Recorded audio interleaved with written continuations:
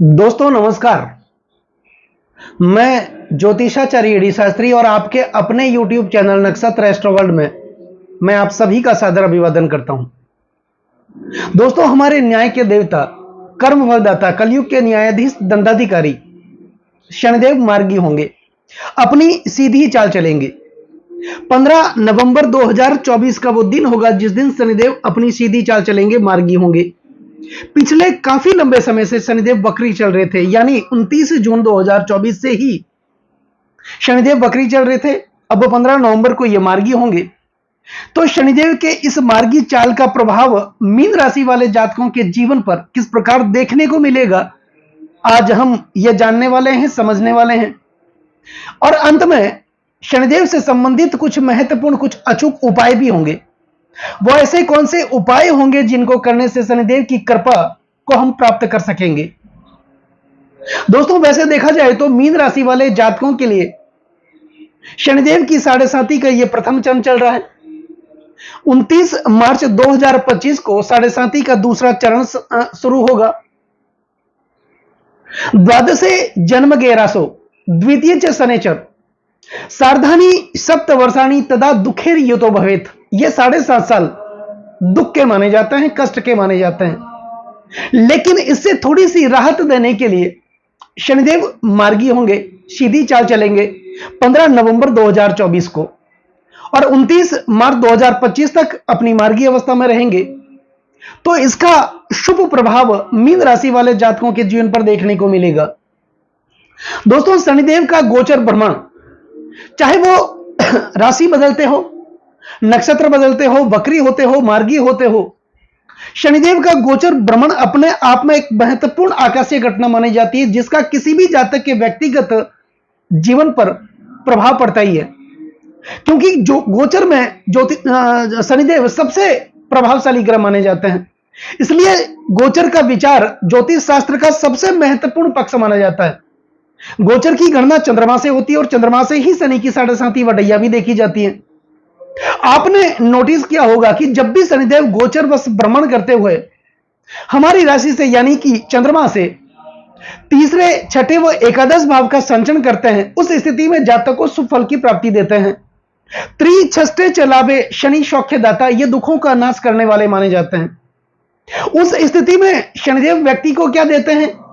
ततो लाभकारी हिण्यम वराणाम नृभा मित्र पक्षो जया चेष्टम लाभम करो तीर्थ लाभम सुख संपदम च। अर्थात उस स्थिति में शनिदेव धन का लाभ देने वाले, वस्त्र और आभूषण का लाभ देने वाले, व्यापार का लाभ देने वाले, शिक्षा का लाभ देने वाले, विवाह का लाभ देने वाले, चरित्र का लाभ देने वाले और भाग्य का लाभ देने वाले माने जाते हैं।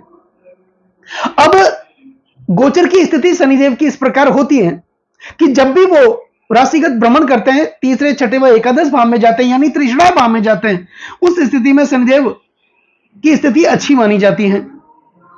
दूसरा, अगर जन्मकालीन ग्रहों की स्थिति के अनुसार शनिदेव को देखें तो हमारी जन्म कुंडली में जब भी शनिदेव अष्टम भाव में होते हैं, दोस्तों अष्टम भाव जिन्हें मारक भाव कहा जाता है, लग्न से अष्टम होने के कारण यह मारक भाव है। और मारक भाव में कोई भी ग्रह बैठ करके मार्केस बनते हैं, जो मृत्यु तुल्य कष्टों का कारण बनते हैं। लेकिन शनिदेव अष्टम भाव में जन्म के समय विराजमान होते हैं, यह अच्छे माने जाते हैं। उसमें भी शनिदेव अगर अष्टम भाव में अपनी नीच राशि में हो और जन्म के समय वक्री हो, तो यह बहुत बड़ी संपत्ति का मालिक बना करके शनिदेव रख देते हैं। यह भी जानना हमारे लिए बहुत जरूरी है। अब शनिदेव जैसे राशि का भ्रमण करते हैं, उस प्रकार नक्षत्र का भी भ्रमण करते हैं। तो गोचर वर्ष शनिदेव भ्रमण करते हुए अश्विनी नक्षत्र, मगा नक्षत्र, मूल नक्षत्र, विशाखा नक्षत्र या फिर पुनर्वसु नक्षत्र पर से गुजरते हैं, उस स्थिति में यह अत्यंत शुभ फल की प्राप्ति किसी भी जातक को देते हैं। तो मीन राशि वाले जातकों के लिए शनिदेव क्या देंगे? 15 नवंबर 2024 को यह मार्गी होंगे। तो मार्गी शनिदेव का प्रभाव मीन राशि वाले जातकों के जीवन पर किस प्रकार देखने को मिलेगा? दोस्तों, ये जो राशिफल है, यह आपकी जन्म की राशि चंद्र राशि पर आधारित है, लेकिन आपके पास अपनी जन्म कुंडली बनी हुई है, तो इस राशिफल को आप अपनी लग्न राशि के अनुसार भी देख सकते हैं। मीन राशि वाले जातकों के लिए शनिदेव फिलहाल द्वादश भाव में 12वें भाव में अपनी मूल त्रिकोण राशि सबसे प्रिय राशि कुंभ राशि में विराजमान है। और उस स्थिति में शनिदेव 29 जून 2024 से वक्री भी चल रहे थे, तो इनका जो शुभ प्रभाव देखने को मिलना चाहिए था वो नहीं मिला। दूसरी बात, शनिदेव की साढ़े साथी का ये प्रथम चरण भी चल रहा है। 29 मार्च 2025 को साढ़े साथी का दूसरा चरण शुरू होगा। तो इस स्थिति में शनिदेव मीन राशि वाले जातकों के जीवन के लिए क्या कर रहे थे? यहां पर 12वें भाव में विराजमान थे। तो 12वां भाव होता है खर्चों का, 12वां भाव होता है अन्यत्व और परत्व का, 12वां भाव होता है शयनी सुख का, लंबी दूरी का, विदेश यात्रा का, और फिर 12वां भाव होता है मोक्ष का। तो शनिदेव यहां पर वक्री चल रहे थे, 29 जून से ही ये वक्री चल रहे थे। यहां पर आप कोई भी कार्य कर रहे थे, उस कार्य में डिले हो रहा था, आपको भाग्य का साथ नहीं मिल रहा था। मेहनत तो आप खूब कर रहे थे, तनतोड़ मेहनत कर रहे थे, लेकिन उस मेहनत का फल आपको नहीं मिल रहा था। आप आगे बढ़ने की कोशिश तो लगातार कर रहे थे, लेकिन दिनों दिन पीछे चले जा रहे थे। 10 कदम आगे बढ़ने की कोशिश कर रहे थे तो 20 कदम वापस पीछे चले जा रहे थे, 20 कदम आगे बढ़ने की कोशिश कर रहे थे तो 40 कदम वापस पीछे चले जा रहे थे। पैसा आ तो रहा था, लेकिन जितना पैसा आ रहा था उससे कहीं गुना तो खर्च हो रहा था, पैसा इकट्ठा ही नहीं हो रहा था। कर्ज का बोझ दिनों दिन आपको सता रहा था, कर्जा उतरने का नाम ही नहीं ले रहा था। अगर 5 रुपए का कर्ज आप कैसे भी करके उतारने की कोशिश कर रहे थे तो 10 रुपए का कर्ज आपके लिए तैयार खड़ा था। पारिवारिक स्थितियां अच्छी नहीं थी, माता पिता के साथ तनाव चल रहा था, भाइयों के साथ तनाव चल रहा था, पैतृक संपत्ति में झगड़े चल रहे थे, पति पत्नी में अलगाव चल रहा था। तो ऐसी परिस्थितियां थी। शनिदेव 12वें भाव के अंदर है। आपने जहां भी अपने धन का निवेश किया, क्योंकि यही 12वां भाव निवेश का भाव माना जाता है, 29 जून के बाद आपने जहां भी अपने धन का निवेश किया होगा उसका रिटर्न आपको नहीं मिला होगा। पैसे आपके फंसे होंगे, और आपके पैसे फंसाने वाले आपके अपने ही लोग थे। जिन लोगों का आपने साथ दिया सुख दुख की घड़ी में, कंधे से कंधा मिलाकर के आप साथ चलते रहे, लेकिन जब आपकी बारी आई वही लोग आपका साथ छोड़ करके चले गए। पति पत्नी में अलगाव भी देखा गया, या पर वैचारिक मतभेद बने रहे, लंबी दूरी की यात्राएं बनी रही, अननेसेसरी यात्राएं जो नहीं होनी थी वैसे भी यात्राएं बनी, जिसके कारण टाइम भी खर्च हुआ, धन भी खर्च हुआ, और उसका रिजल्ट अच्छा देखने को नहीं मिला। यहां पर अगर आप शेयर मार्केट में काम करते थे, या फिर प्रॉपर्टी में आपने पैसे लगाए, रियल एस्टेट में पैसे लगाए, वो पैसे आपके फंसे, तो दिनों दिन अशुभ परिस्थितियों का सामना, गलत परिस्थितियों का सामना आप करते रहे 29 जून 2024 से ही। लेकिन उससे पहले ही थोड़ी बहुत विपत्ति तो आपके जीवन में आई ही होगी, क्योंकि शनिदेव की साढ़े साथी का प्रथम चरण भी अभी हाल फिलहाल चल रहा है। दोस्तों, शनिदेव की साढ़े साथी हो या ढैया, ये जीवन में क्यों आती है? आती है व्यक्ति के धैर्य की परीक्षा लेने के लिए, जांचने के लिए, परखने के लिए, क्योंकि शनिदेव क्या करते हैं? शनिदेव व्यक्ति को जांचते हैं, परखते हैं, और उसके बाद जांचने और परखने के बाद अपना समय आने पर एक साधारण से कोयले को भी धीरे धीरे हीरे में बदलने का सामर्थ्य शनिदेव अपने पास रखते हैं। तो शनिदेव चाहते हैं कि व्यक्ति के कर्मों का हिसाब किताब उनके साथ में ही चले, तो उनका बैलेंस बनाने के लिए ही तो समय समय पर ढैया भी आती है, शनि की साढ़े साथी भी आती है। तो शनिदेव ने आपके धैर्य की परीक्षा ली होगी, क्योंकि शनिदेव धैर्य के कारक हैं, और धैर्य एक ऐसी सवारी होती है जो अपने सवार को कभी गिरने नहीं देती, न तो किसी के कदमों में गिरने देती है और न ही किसी की नजरों में गिरने देती है। शनिदेव कर्म के कारक हैं, न्याय के देवता हैं, कर्म फलदाता इनको कहा जाता है। हमारे कर्मों के हिसाब से ही हमें ये फल की प्राप्ति देते हैं। तो यहां पर शनिदेव ने मेहनत तो आपसे बहुत करवाई, तनतोड़ मेहनत करवाई, लेकिन उस मेहनत का फल देखने को नहीं मिला, उसका अच्छा रिटर्न देखने को नहीं मिला। कहीं ना कहीं पदोन्नति आपकी रुकी हुई थी, प्रमोशन आपका रुका हुआ था। मेहनत तो आप कर रहे थे, लेकिन आपके मेहनत का यश किसी और को मिल रहा था। वाणी में दिनों दिन कटुता बनी रही। स्वाभाविक है, जब बार बार ऐसी स्थितियों का निर्माण होता है, गलत स्थितियों का निर्माण होता है, तो हमारी मानसिक स्थिति विचलित हो जाती है। हम कहना कुछ और चाहते हैं, हमारे मुख से निकलता कुछ और है, तो हमारी वाणी के कारण हमारे संबंध बिगड़े। तो ऐसी स्थितियां बनी रही। अब शनि की साढ़े साथी का दूसरा चरण शुरू होगा 29 मार्च 2025 को। दूसरा चरण भी देखा जाए तो घातक ही माना जाता है, अच्छा नहीं माना जाता है। तो दूसरे चरण में जब भी शनि की साढ़े साथी का दूसरा चरण शुरू हो, तो मीन राशि वाले जातकों को क्या करना चाहिए? साढ़े साथी के दूसरे चरण के प्रभाव से बचने के लिए आप वृद्धों की, बुजुर्गों की सेवा करें।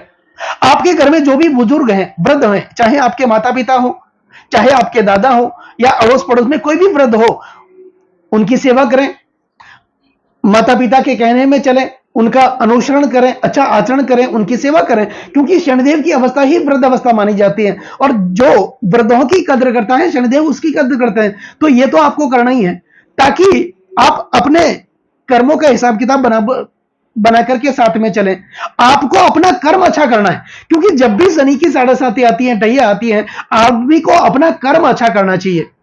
हो सके तो गलत कर्मों से, गलत दुराचार से, गलत आचरण से आपको बचना है, गलत संगत से बचना है, क्योंकि शनि की साढ़े साती का दूसरा चरण आदमी को गलत संगत में लेकर के चला जाता है। तो इसके कारण क्या होता है, पारिवारिक स्थितियां खराब होती हैं, पति पत्नी में अलगाव पैदा होता है, बच्चों से मतभेद पैदा होते हैं, आदमी गलत नशे का शिकार हो जाता है, गलत लोगों का शिकार हो जाता है, तो उसके कारण अशुभ स्थितियों का निर्माण होता है। तो शनि की साढ़े साती का जब भी दूसरा चरण शुरू हो 29 मार्च 2025 को, उस समय आप अपने जीवन का निर्माण करने के लिए अपने चरित्र को अच्छा बना करके रखें, धर्म का अनुसरण करें, धार्मिकता अपने जीवन में लेकर के आए, अपने कुलदेव को याद करें, इष्ट देव को याद करें, शनिदेव की पूजा अर्चना करें, आराधना करें, भगवान शिव की आराधना करें। दूसरी बात, आपके घर में जो भी बुजुर्ग हो, वृद्ध हो, उनके कहने में चलें, उनका मान सम्मान करें, ताकि शनि की साढ़े साती के दूसरा चरण का जो प्रभाव है आपके ऊपर कम देखने को मिले, अशुभ प्रभाव कम देखने को मिले। अब दोस्तों, शनिदेव मीन राशि वाले जातकों के लिए हालांकि इसमें थोड़ी सी राहत तो देखने को मिलेगी ही, क्योंकि शनिदेव मार्गी होंगे, अपनी सीधी चाल चलेंगे। इससे पहले वक्री चल रहे थे, तो वक्री चल रहे थे, यहां द्वादश भाव में ही वक्री चल रहे थे, तो एकादश भाव का फल दे रहे थे, क्योंकि इनका चेष्टा बल बढ़ा हुआ था। जो भी ग्रह वक्री होते हैं उस ग्रह का चेष्टा बल बढ़ जाता है, शुभ या अशुभ फल देने की इच्छा प्रबल हो जाती है। तो शनिदेव एक पापी ग्रह माने जाते हैं, इनका पापत्व बढ़ जाता है जब ये वक्री होते हैं। तो यहां पर लाभ की हानि हुई, धन की हानि हुई, कर्जे का बोझ बना रहा, जो कार्य आपके साथ होना चाहिए था वो कार्य नहीं हुआ, जो पदोन्नति होनी चाहिए थे वो नहीं हुई। जहां आप नौकरी करते थे, काफी लंबे समय से नौकरी करते थे, आपके पीछे जो लोग आए वो आगे बढ़ गए और आप वहीं के वहीं बने रहे, तो ऐसी स्थितियां बनी रही। लेकिन 15 नवंबर 2024 यानी कि आज से लगभग थोड़े दिनों के बाद ही शनिदेव मार्गी होंगे, इनकी सीधी चाल होगी, तो थोड़ी सी स्थितियां आपके लिए अच्छी होगी। अब शनिदेव मार्गी होंगे तो द्वादश भाव का फल देंगे, खर्चों में कमी करेंगे, खर्चों में कटौती करेंगे। जो अननेसेसरी यात्राएं हो रही थी, फिजूल की यात्राएं हो रही थी, फिजूल का खर्चा हो रहा था, उससे आप बचेंगे। पति पत्नी के रिश्ते मजबूत होंगे, अच्छे होंगे, मधुर होंगे, जिसका प्रभाव आपके पूरे पारिवारिक जीवन पर देखने को मिलेगा। तो यह आपके होगा, जहां आपने निवेश किया, अपने धन का प्रॉपर्टी में निवेश किया, मकान में निवेश किया, बच्चों के एजुकेशन में निवेश किया, तो यहां पर अच्छा देखने को मिलेगा। अगर आप अपने बच्चे को हायर एजुकेशन के लिए विदेश भेजना चाहते हैं तो यह समय 15 नवंबर के बाद आपके लिए अच्छा होगा, क्योंकि यही 12वां भाव विदेश यात्रा का भाव भी माना जाता है। तो अच्छी स्थिति का निर्माण करेंगे शनिदेव। 15 नवंबर 2024 से 29 मार्च 2025 तक का समय होगा, वो समय आपके लिए अच्छा देखने को मिलेगा। मार्गी होंगे तो इसका प्रभाव आपके लग्न भाव पर भी देखने को मिलेगा। लग्न भाव आपका अपना भाव माना जाता है, आपके चरित्र का, आपके स्वभाव का, आपके गुण दोषों का, आपकी वाणी का भाव भी लगभग यही भाव माना जाता है। तो आपकी वाणी में मधुरता देखने को मिलेगी, आपके अंदर वाणी कुशलता बढ़ेगी, और अपनी वाणी कुशलता के कारण आप अपना फंसा हुआ काम निकालने में माहिर होंगे, आपका आत्मविश्वास बढ़ेगा। अब शनिदेव की दृष्टियों की बात कर लेते हैं। तो शनिदेव के पास प्रमुख 3 दृष्टियां मानी जाती है। सप्तम दृष्टि एक जनरल दृष्टि होती है, क्योंकि सभी ग्रह को यह दायित्व दिया गया है सप्तम भाव को देखने का, क्योंकि सप्तम भाव पति पत्नी का होता है और हमारी निजी प्रॉपर्टी का होता है। हर व्यक्ति अपनी पत्नी की और अपनी निजी प्रॉपर्टी की सुरक्षा देखरेख स्वयं करता है, इसलिए सब ग्रहों को यह दायित्व दिया गया है। लेकिन इसके अतिरिक्त शनिदेव को 2 और महत्वपूर्ण दृष्टियां दी गई है, तीसरी दृष्टि और दशम दृष्टि। अब मार्गी शनिदेव की दृष्टि का जो प्रभाव होगा, द्वादश भाव में ही वक्री थे और द्वादश भाव में ही मार्गी होंगे, तो इनकी तीसरी दृष्टि आपके द्वितीय भाव पर, धन कुटुंब और वाणी के भाव पर जाएगी। तो धनागमन जो रुका हुआ था वो फिर से बढ़ेगा। कर्जे जो बने हुए थे आपके ऊपर, कर्जों की मुक्ति भी होगी, कर्जों से आप मुक्त होंगे, आपकी आर्थिक स्थिति अच्छी होगी, आपके अंदर वाणी कुशलता बढ़ेगी, आत्मविश्वास बढ़ेगा, कौटुंबिक स्थितियां अच्छी होगी, आप कोर्ट कचहरियों के जो झगड़े चल रहे थे, चक्कर काट रहे थे, उससे भी आपको मुक्ति मिलेगी। तो कुल मिलाकर के अच्छी स्थितियों का कौटुंबिक और पारिवारिक दृष्टि से देखा जाए तो ये जो समय होगा 15 नवंबर से लेकर 29 जून 2025 तक का, मार्च 2025 तक का, यह आपके लिए अच्छा देखने को मिलेगा। अब शनिदेव की सप्तम दृष्टि जो है वो आपके छठे भाव पर जा रही है। छठा भाव रोग, ऋण और शत्रु का भाव माना जाता है, षड्यंत्र का भाव माना जाता है। तो आपके खिलाफ कोई षड्यंत्र हो रहा था, आपकी आलोचना हो रही थी, आप अच्छा करने की कोशिश कर रहे थे, आपको यश नहीं मिल रहा था, आपके कार्यों का यश किसी और को मिल रहा था, लेकिन आपके लिए अच्छी स्थिति का निर्माण शनिदेव यहां पर करेंगे। शनिदेव की दशम दृष्टि आपके भाग्य भाव पर जा रही है, मार्गी दृष्टि भाग्य भाव पर जा रही है। तो भाग्य में अच्छा देखने को मिलेगा, भाग्य का साथ भी मिलेगा। भाग्य में जो रुकावटें आ रही थी वो रुकावटें दूर होगी, आपके अंदर धार्मिकता बढ़ेगी, पिता के साथ आपके रिश्ते मजबूत होंगे, जो सामंजस्य से स्थापित पिता के साथ अच्छे होंगे। इसके कारण आप अपने कार्य क्षेत्र को आगे लेकर के जाएंगे, मान सम्मान पद प्रतिष्ठा की आपको प्राप्ति होगी। तो कुल मिलाकर के अच्छी स्थिति का निर्माण मीन राशि वाले जातकों के लिए होने जा रहा है शनिदेव जब मार्गी होंगे तो।